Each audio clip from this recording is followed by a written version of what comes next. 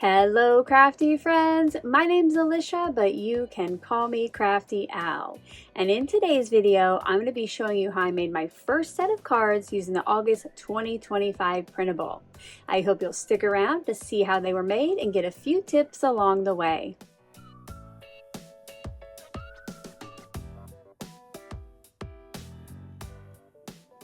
Welcome, or perhaps welcome back to my channel. I'm so glad that you're here today. Yesterday, I debuted the latest SheetLoad of Cards, August 2025. Today, I will be sharing the process, and I do have a few good tips, so I would watch all the way through. Now, if you don't yet have the printable, I do have the debut video listed down in that description box below, and I'll link it at the end of this one. Once you're done with my video, don't forget that my creative team is also sharing their sets today. So when you're done here, make sure to check out the playlist, which you can find that link in the description box below, and I'll also have that as an end card at the end. I know that every one of them would love for you to stop by, see what they created, and of course, leave them some love. As I get into the process, I will tell you about the products and tools that I'm using, but as always, if I ever leave you with any questions, feel free to leave those down in that comment section below, and I'll get back to you just as soon as I can. Let's get crafty! I'm going to get started today by showing you how to cut the pattern papers. For mine, I chose 4 pieces from Not Too Shabby's Cozy Christmas paper pad. I did choose 2 different pairs, but you could definitely choose 2 of the same. To make cutting some of those skinny strips for pattern paper be a little easier, those are actually the first cuts we'll make. So if your pattern paper has a direction, make sure to keep that in mind, and then you want to cut 3 strips off that left side that are 3/4 of an inch wide. Now take what's left and we're going to cut that piece to 3¼ inches wide. This does leave you with a skinny strip, and later I'll show you how I use those on the inside of the cards. Keeping that piece handy, we're going to cut this into 3/4 of an inch tall sections for pattern paper piece A. You will end up needing this entire height to get all 8 of those pieces, so make sure not to do what I call generous cuts. Cut it right at that 3/4, if not a hair under. When you get to the bottom, your trimmer might not allow for your fingers to hold that pattern paper piece, so what I do is get a piece of Scotch removable tape and I temporarily hold that in place while I make the last cut. I can use that same piece of tape for this entire card making session. Now for pattern paper piece B, you're going to bring back in those first strips that we cut, and you're going to rotate and cut each one into 3 2-inch wide sections. Just like with our 3/4 of an inch wide piece, this will take up every little bit of that pattern paper, so make sure to cut it at that 2 inches or a hair under. You'll end up with 9 of these pieces, and for now you can just set one aside to use later, maybe to decorate the inside. Now you're going to cut the remaining 3 pattern papers in that same exact way. While I work on that, I wanted to stop by with a special channel member shout out. In the month of July, I had some members earn their 1-year membership badge. So I would like to say thank you and congratulations to everybody who is scrolling up on screen now. Your continued support is greatly appreciated. You help to keep me creating here on YouTube, and the last 2 years of SheetLoad of Cards free for all subscribers.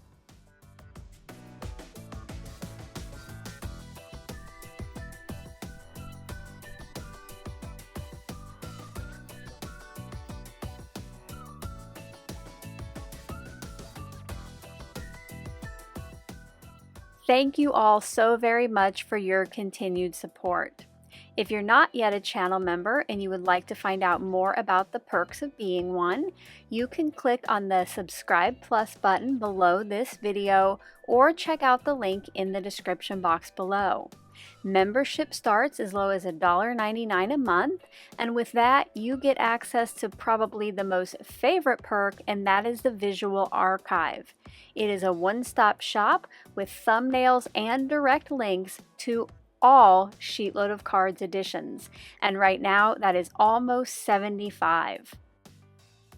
Once you have all of your pattern papers cut, you're going to want to get out your cardstock for CS1, and you'll need two 8.5 by 11 sheets for this. For mine, I'm using Jalapeno cardstock from Tailored Expressions. You're going to cut each of these into 4 mats that are 5.25 inches wide by 4 inches tall. So for myself, I cut each of those into 5.25 inch wide columns, and then I rotated them and cut them to 4 inches tall. This does leave a few cardstock scraps, and again, you could save those for later projects. Now you're going to want to get out that piece of vellum so you can cut or die cut or even electronically cut 8 3-inch circles. Now, if you don't have a die that's 3 inches or you want to use a different shape, that is absolutely fine. You might even need to adjust it to the size of your focal point. For myself, I got out my Scrappy Boy Stitched Circles dies, which this is probably the most economical set of nesting dies I own, and I am going to use the 9th from the largest die. So I cut that off camera, and also while I was off camera, I embossed most of these with a little holly berry embossing folder. I wanted to show you how I do one in case you want to try this yourself. You will want to make sure to do this little trick so that it embosses your vellum and it doesn't crack it. What I do is just put a scrap of printer paper in the back of that embossing folder and then place my vellum circle on top of it. Now there will be white areas of the vellum, but usually that trick works for most vellums and embossing folders. And while I showed you using a fresh piece of that printer paper, you can keep using that for all of your vellum circles for this project. The next thing you'll want to cut and prepare are your 8 A2 card bases. For this, you'll want 4 sheets of cardstock that you cut and then fold in half. For myself, I just grabbed some that I already had made in my stash. And finally, for pieces to prepare, you'll want to have some kind of focal point. The sketch does suggest a die cut sentiment, but you could definitely do stamped images, ephemera. Again, make these cards your own. For myself, I cut ahead of time some sentiments using an SVG file that I created, and I also created 5 more sentiments, and these are going to be available to channel members. So you'll want to check out the membership tab later today for a graphic that looks like it does on screen. I will have the membership tab linked in that description box below. Here's a look at all 8 of my sentiments ready to go. When I sent this to my electronic cutter, I did put as many on a page as possible, so I do have some extras left over for a later project. Now that all the pieces are ready, let's start assembling these cards. You will want to take note on the printable of the assembly suggestion.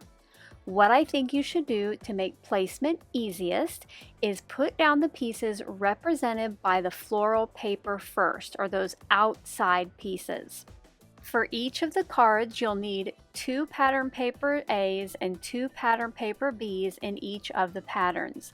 So you'll see here for the first card, I pulled out those 8 pieces.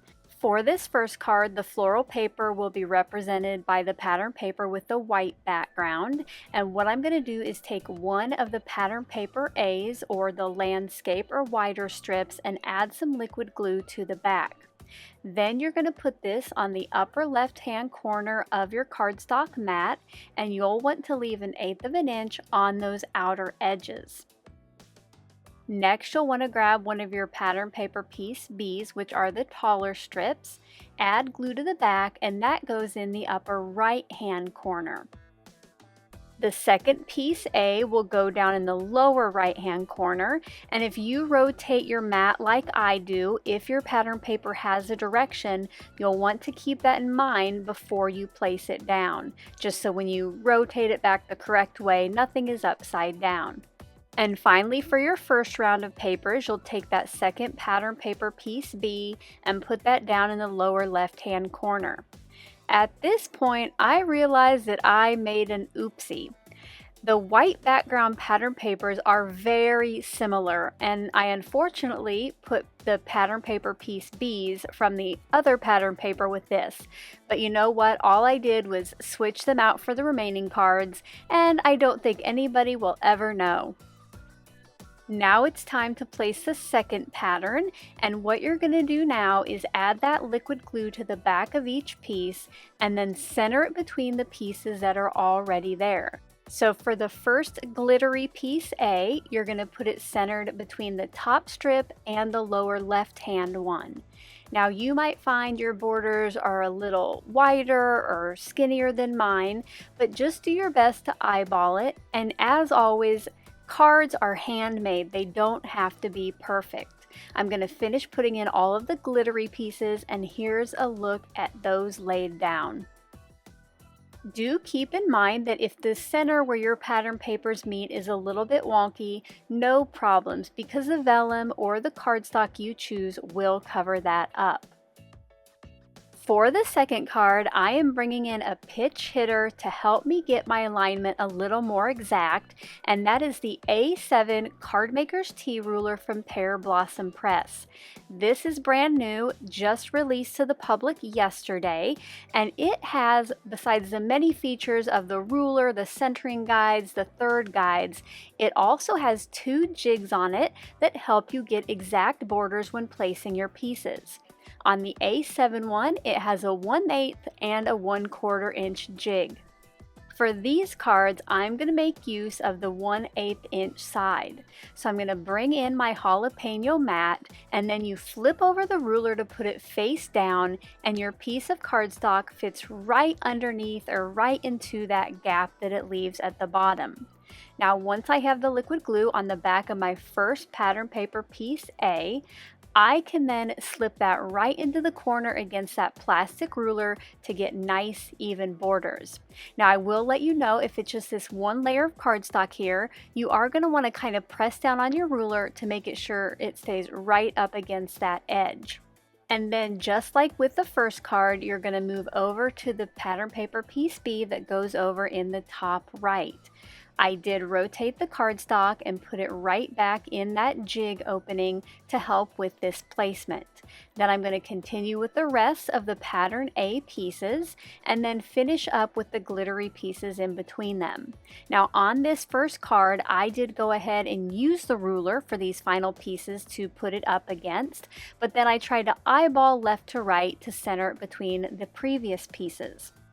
If you think a ruler like this would come in handy for yourself, I do have a link in the description box below.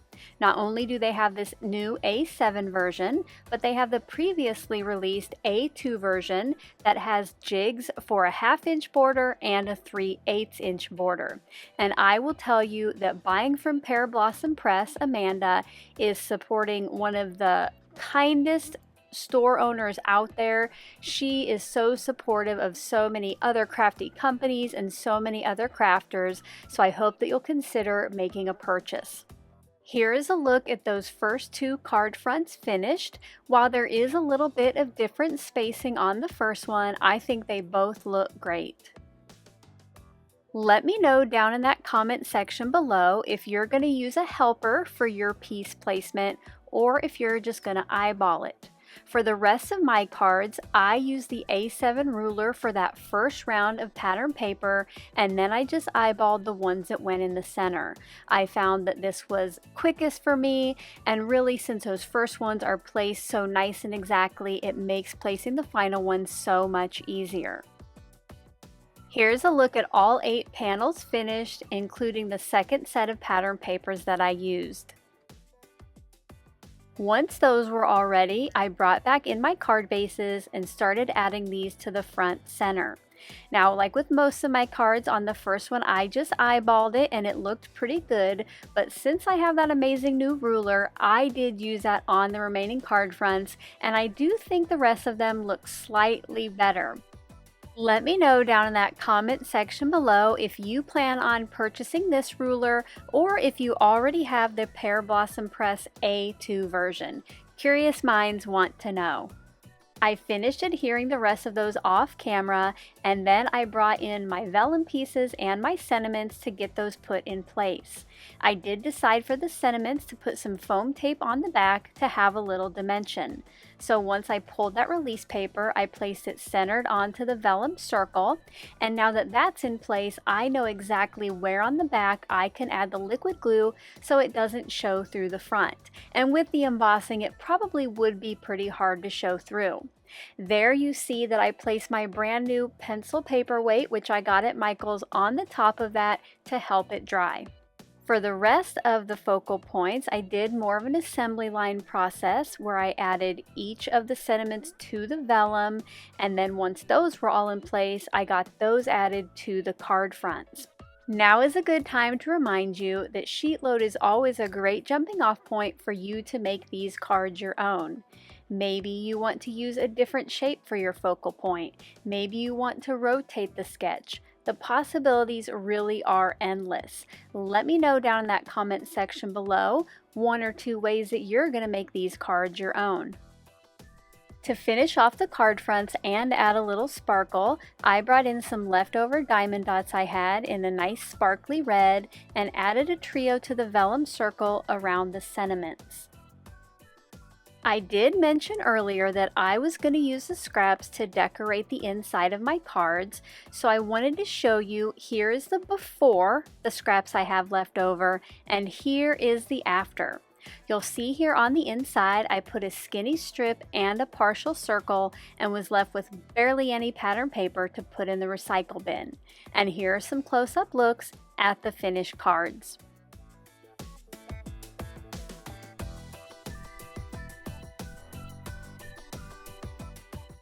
I hope you enjoyed seeing how I put together my first set of cards using the August 2025 printable. If you did, as always, a thumbs up is appreciated.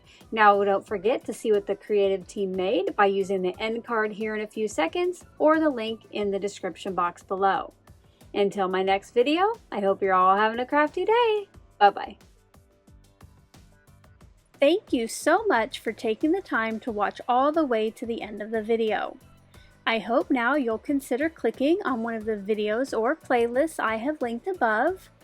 And if you are interested in any of the products or tools I used in today's video, I do have some links in the description box below.